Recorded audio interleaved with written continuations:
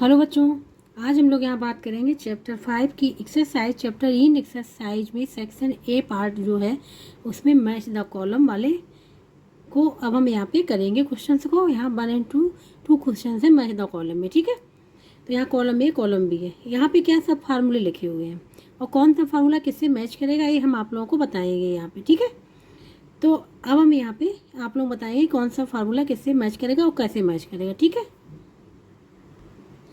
यहाँ पे हमने लिख लिया है match the column, column A column B. ये वाला जो है 100 plus gain percentage multiply C P divide by 100, ये है सेलिंग प्राइस का। किसका है? सेलिंग प्राइस का। C P means cost price और एस पी मीन्स क्या है? Selling price. ठीक है, जो हमने यहाँ पे लिखा हुआ है सेलिंग प्राइस का ये फार्मूला है कि selling price is equal to C P bracket के अंदर 100 plus gain percentage divide by 100। ये क्या है? सेलिंग प्राइस का फार्मूला। ठीक है, अब क्या हुआ? S P multiply 100 minus loss percentage, ये किसका है? ये है सी पी का, कॉस्ट प्राइस का। कि जब लॉस होता है तो कॉस्ट प्राइस का फार्मूला कैसे निकालते हैं? कॉस्ट प्राइस की वैल्यू निकालने के लिए ये वाला फार्मूला हम लोग लगाते हैं। ठीक है, और इसको हम लोग कैसे निकालते हैं ये हम आप लोगों को यहाँ पे बता दे रहे हैं कि क्योंकि ये एस पी के फार्मूले से निकलता है। क्योंकि एस पी इजुकल टू, ठीक है, हम यहाँ बता दे रहे हैं एस पी इजुकल टू होता है, ऐसी mean selling price C P cost price. ठीक है, और यहाँ पे होता है 100 माइनस लॉस, यहाँ पे 100 minus loss percentage divide by होता है ये 100। ठीक है, अब निकालना क्या है? कॉस्ट प्राइस, क्योंकि ये 100 माइनस लॉस यहाँ पे क्या है? नीचे है। ठीक है, नीचे लाने के लिए क्या करें? अब क्रॉस मल्टीप्लिकेशन कर ले यहाँ पे। ठीक है, क्रॉस मल्टीप्लिकेशन करेंगे तो ये हो जाएगा S P multiply 100 is equal to C P, यहाँ पे 100 माइनस लॉस परसेंटेज हो गया। ठीक है, अब किसकी वैल्यू निकालनी? सीपी की, क्योंकि ये वाली वैल्यू कहाँ लानी? नीचे लानी है। तो क्या हो जाएगा? S P multiply 100 divide by 100 minus loss percentage. ठीक है, ये हो गया इक्वल टू क्या आ गया? सीपी आ गया, कॉस्ट प्राइस। यही यहाँ पे लिखा हुआ था, तो इसकी मैचिंग क्यू से है। अब यहाँ पे ये S P minus C P फिर multiply 100 divide by C P और परसेंटेज कि ये लॉस का है कि ये गेन का है। ठीक है, लॉस और गेन में से हमारे दो ऑप्शन बचे हुए कि कौन सा इसमें से होगा। ठीक है, तो अब इसको हम बताएंगे आप लोगों को। तो देखो, इसको समझने के लिए सबसे पहले हम लोगों को फार्मूला पता है कॉस्ट प्राइस। ठीक है, cost price is equal to होता है, हम यहाँ बता रहे हैं, कॉस्ट प्राइस लिखो चाहे सीपी लिखो, ये होता है 100 multiply S P mean selling price. ठीक है, एस पी मीन्स हो गया सेलिंग प्राइस, यहाँ पे 100 प्लस प्रॉफिट। ठीक है, प्रॉफिट ये होता है, प्रॉफिट बोलो चाहे गेन बोलो बात एक ही है, ये हो गया। ठीक है, ये सी पी। अब क्या करेंगे? क्रॉस मल्टीप्लिकेशन कर देंगे तो सी पी मल्टीप्लाई ये हो जाएगा, तो ये हो जाएगा सी पी कॉस्ट प्राइस, यहाँ आ जाएगा 100 प्लस प्रॉफिट। ठीक है, प्रॉफिट परसेंटेज, और यहाँ पे हो जाएगा 100 मल्टीप्लाई सेलिंग प्राइस, ये हो गया। ठीक है, अब सी पी का मल्टीप्लाई अंदर कर लो तो ये हो जाएगा C P cost price multiply 100 plus cost price, यहाँ पे हो जाएगा प्रॉफिट। क्या हो जाएगा? Profit is equal to 100 multiply selling price, ये हो गया। ठीक है, अब निकालना क्या है? प्रॉफिट। ठीक है, प्रॉफिट अगर निकाल दे, प्रॉफिट मीन्स गेन, तो क्या करेंगे? इसको इस साइड ले जाएंगे तो यहाँ पे हो जाएगा कॉस्ट प्राइस और यहाँ पे क्या है? Sorry, profit. ठीक है, इज इक्वल टू ये हो जाएगा 100 selling price minus 100 C P cost price, ये हो गया।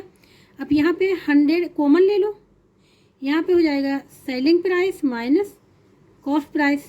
ठीक है, अब निकालना क्या? प्रॉफिट। तो प्रॉफिट निकालने के लिए क्या करें? प्रॉफिट का जो मल्टीप्लाई वो यहाँ डिवाइड में चला जाएगा, तो यहाँ परसेंटेज निकलेगा ना प्रॉफिट का, क्योंकि ये प्रॉफिट का यहाँ पे क्या होता है?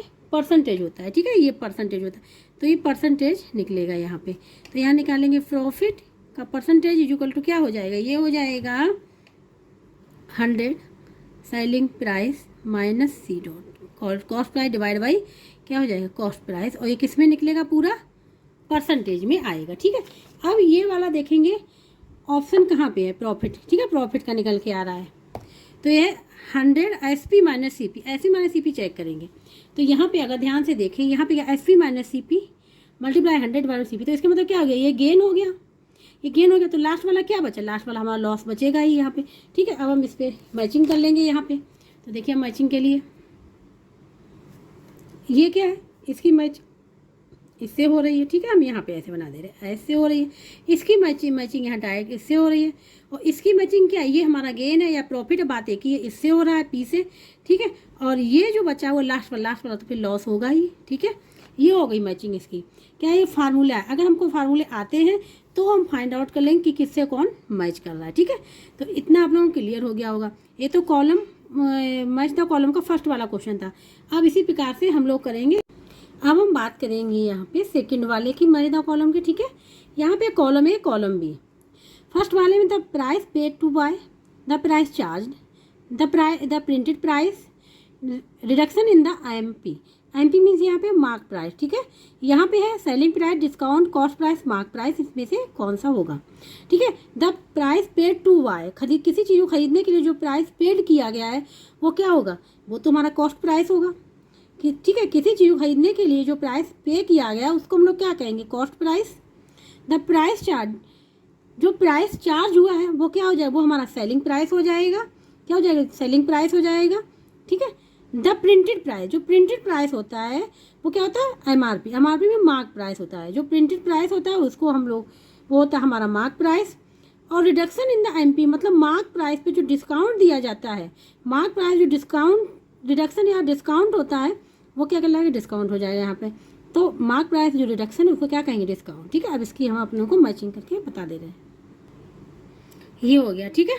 The price paid to buy, क्या हो गया, प्राइस पेड किया अगर टू बाय खरीदने के लिए, क्या हो जाएगा, कॉस्ट प्राइस, ठीक है। क्या हो जाएगा, ये हो जाएगा ये कॉस्ट प्राइस, ठीक है। द प्राइस चार्ज, जो प्राइस चार्ज हुआ है वो क्या हो जाएगा, हमारा सेलिंग प्राइस। प्रिंटेड प्राइस, जो जब हम चीज़ खरीदने जाते हैं, जब किसी भी आर्टिकल पे जो प्राइस प्रिंटेड होता है वो कहलाता है मार्क प्राइस, क्या कहलाएगा, मार्क प्राइस, ठीक है। MRP मार्क प्राइस हो जाता है। रिडक्शन इन द MP मतलब मार्क प्राइस जो रिडक्शन किया जाता है, जो छूट दी जाती है वो क्या हो जाएगा, डिस्काउंट हो जाता है। तो ये जो हो जाएगा ये वाला हो जाएगा डिस्काउंट, ठीक है। मीन्स ए का क्या हो गया, एस हो गया, हम यहाँ पे लिख दे रहे हैं। ए क्या हो जाएगा, एस हो जाएगा। बी का जो हो जाएगा वो पी हो जाएगा, और सी का जो हो जाएगा, सी का मतलब ये हो गया मार्क प्राइस, ये हो जाएगा एस, ठीक है। और डी का जो हो जाएगा वो हो जाएगा reduction in the mark price means discount, Q हो जाएगा, ठीक है। तो ये हो जाएगी इसकी मैचिंग, ठीक है। तो ये पता होना चाहिए, तभी हम कर पाएंगे कि selling price, discount, cost price, mark price सब होता क्या है, ठीक है। उसके बाद ही हम मैचिंग कर पाएंगे, इसके क्वेश्चंस को सॉल्व कर पाएंगे, ठीक है। इस प्रकार से इसका मैच द कॉलम जो था यहाँ पे पूरा कंप्लीट हो गया। अब हम इसका करेंगे fifth part, assertion and reason का। अब यहाँ पे असर्शन एंड रीजन, ठीक है। यहाँ पे in each of the following question and assertion and corresponding reason supporting it is given, study both the statement and state which of the following is correct. ये statement दिए given है कि इनमें कहा गया है कि कौन सा करेक्ट होगा, ठीक है। यहाँ पे क्वेश्चन है इसके असर्शन एंड रीजन के 4।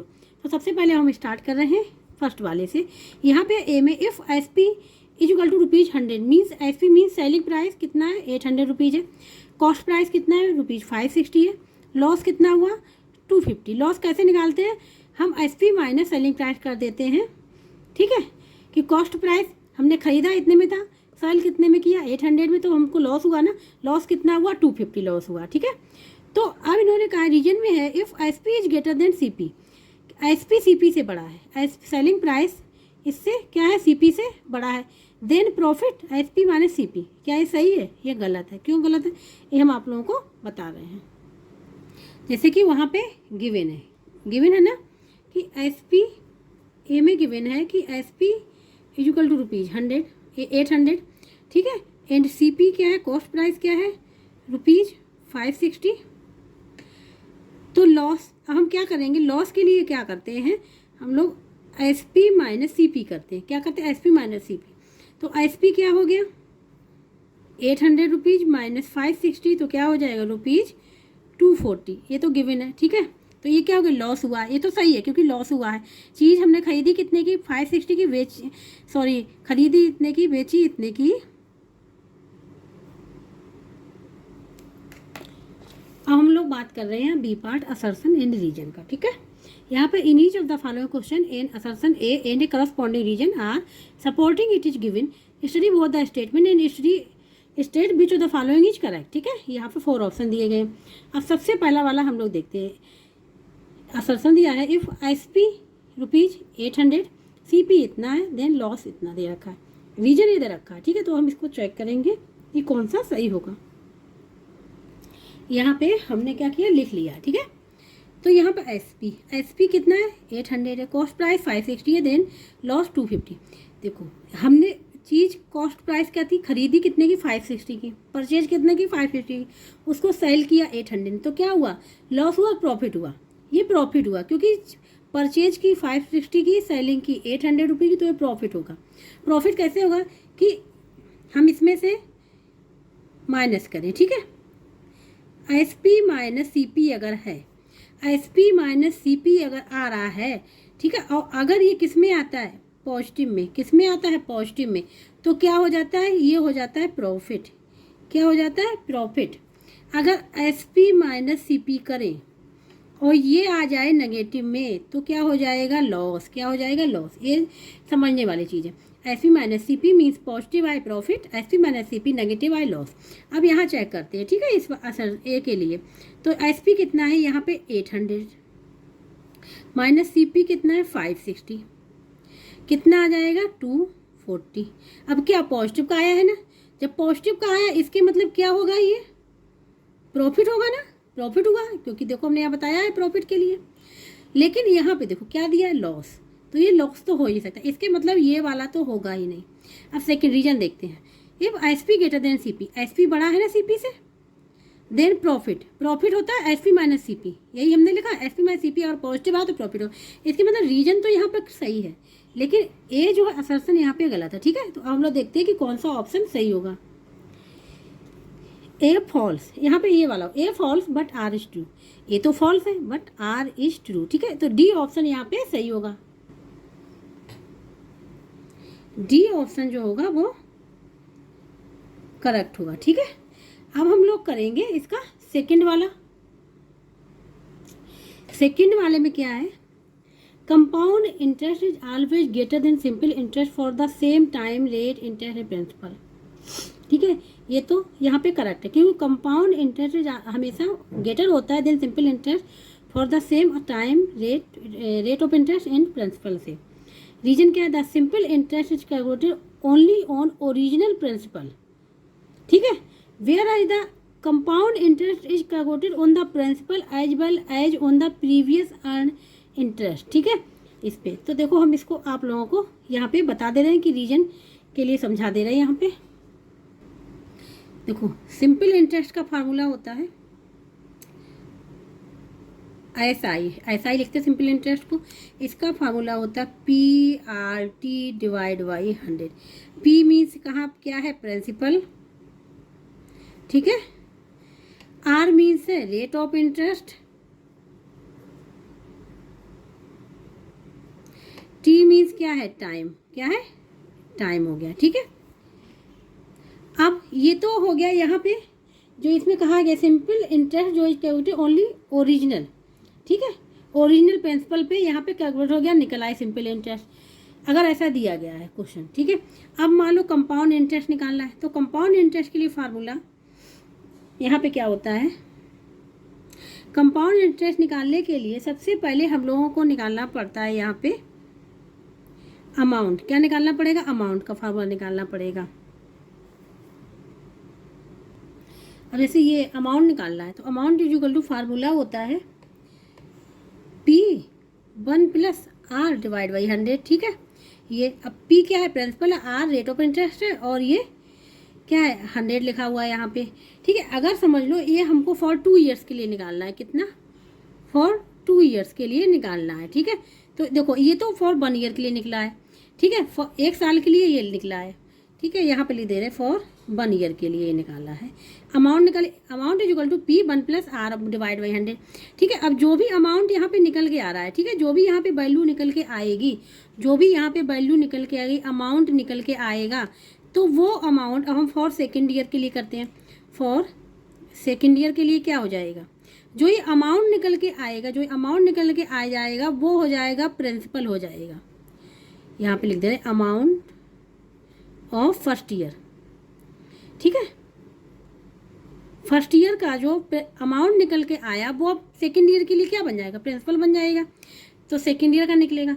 तो यही उसमें कहा गया है, उसमें ये सब कहा गया है क्वेश्चन में, रीजन में यही बताया गया है कि the simple interest is calculated.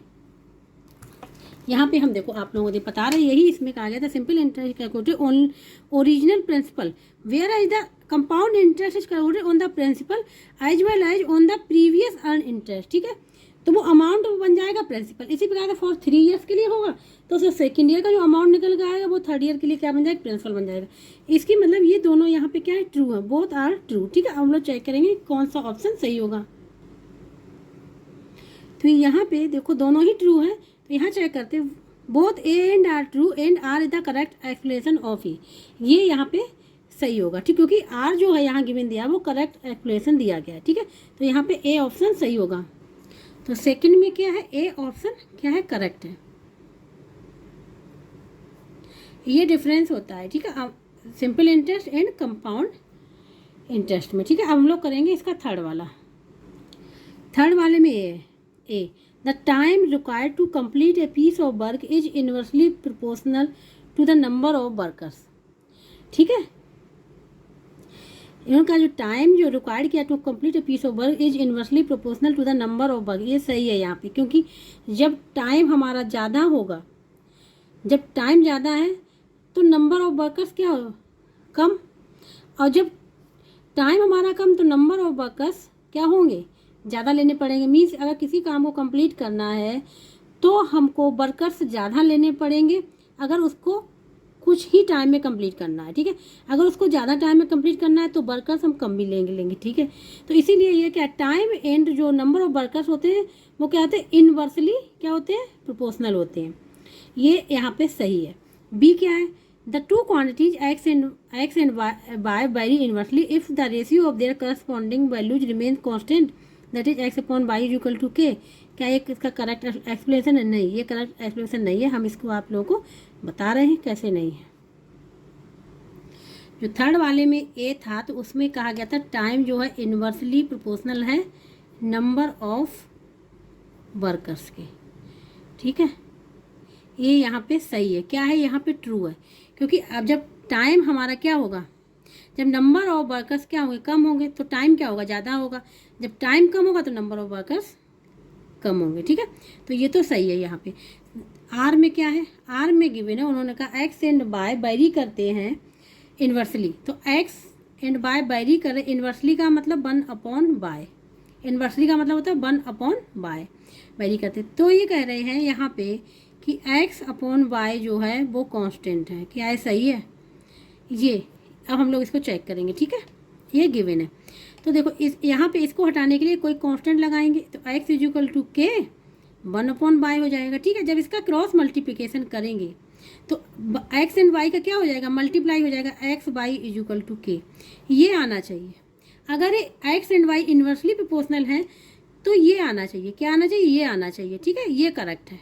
लेकिन क्वेश्चन में क्या दिया गया, रीजन में क्या दिया, x upon y is equal to constant, ये क्या, ये गलत, ये नहीं होगा। तो इसके मतलब रीजन तो इसका एक्सप्लेनेशन जो है इसका सही नहीं है, बट असर्शन जो है वो सही यहाँ पे दिया गया, ठीक है। अब देखते हैं कि कौन सा ऑप्शन सही होगा।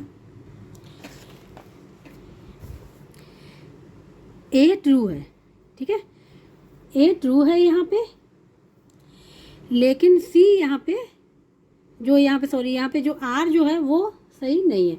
तो यहाँ पे देखिए C, A is true but R is false, तो सी ऑप्शन यहाँ पे सही होगा। तो यहाँ पे अब लिख देंगे कि सी ऑप्शन जो है वो करेक्ट है, ठीक है। इतना क्लियर हो गया। अब हम लोग करेंगे फोर्थ वाला। फोर्थ वाला ये A, area of cultivated land and the crop harvested are inversely proportional. क्या है, इन्वर्सली प्रोपोर्शनल है। यहाँ पे the two quantity x and y vary, अगर वेरी करती हैं directly if the product x y remains constant that is x upon y equal to k, क्या है, सही है। एरिया ऑफ, पहले सबसे पहले area of cultivated land and the crop harvested are inversely proportional, ये यहाँ पे गलत है, ठीक है। ये डायरेक्टली है, क्या है, area of cultivated land directly proportional to crop harvested, ये क्या है, इन्वर्सली नहीं, ये डायरेक्टली प्रोपोर्शनल है, ठीक है। और यहाँ पे ये जो रीजन है, ये रीजन यहाँ पे करेक्ट एक्सप्लेनेशन गिवन है, ठीक है। ये रीजन जो यहाँ पे है ये सही है कि अगर x and y directly proportional है तो x y रिमेन्स कांस्टेंट, ठीक है। इसको बताएंगे कैसे, यहाँ 4th वाला लिखा हुआ है, ठीक है। अब देखो ए जो है असर्शन जो है यहाँ पे क्या है, वो इन्वर्सली नहीं है, क्या है, वो है डायरेक्टली, ठीक है।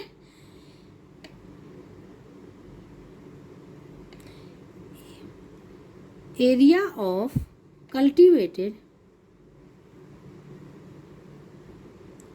हाँ कल्टीवेटेड लैंड, ठीक है, वो डायरेक्टली प्रोपोर्शनल है क्रॉप हार्वेस्टेड, ठीक है। डायरेक्टली प्रोपोर्शनल किसके है, यहाँ पे हम लिख दे रहे हैं क्रॉप हार्वेस्टेड,